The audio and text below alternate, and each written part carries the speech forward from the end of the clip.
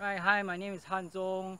I actually spent my childhood here in one of the earliest estate called Gimor in Block 3. And whenever I had time, I would explore the Ulu Pandan canal. So this was literally my playground. I haven't been back for quite a while, and I recall one of my earliest memories is even exploring the canal itself. You shouldn't do that during the monsoon rain, but it was a fascinating experience. One of the things that I remember very clearly was that there came about a man who was holding a net in his hand.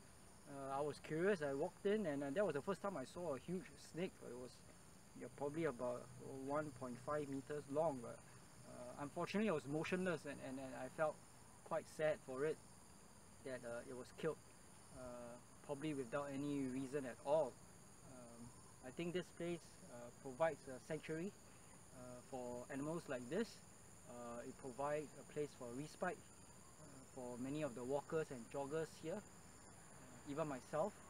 And I find that in Singapore, while the landscape has changed so fast, by coming back here, it actually brings back memories of how I, being a born and bred Singaporean here all my life, it becomes part of my rooted memories.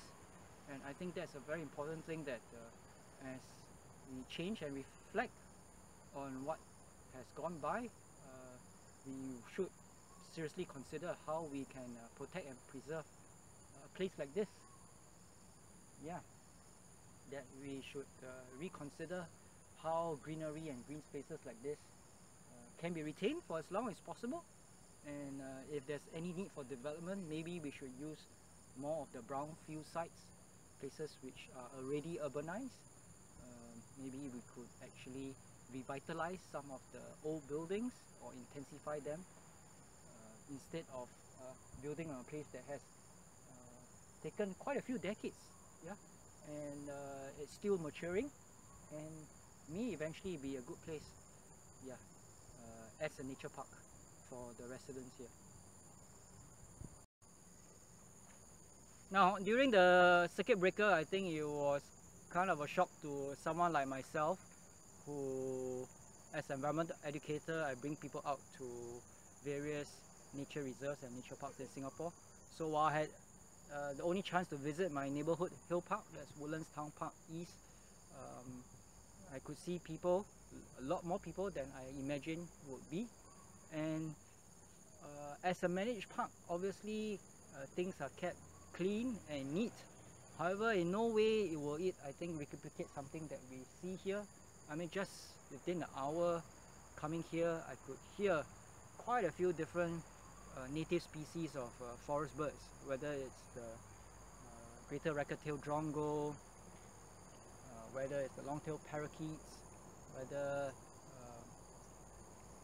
they are the woodpeckers.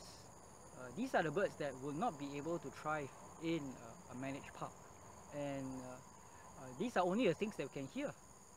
Even a short walk around the fringe, you can see restoring species of plants, right? Like the mahang. Those actually really shows a sign that pioneer species like this are actually slowly regenerating the forest. No doubt it is a plantation, right? We see it full of rubber, sometimes oil palm, even the ornamentals from the villages before.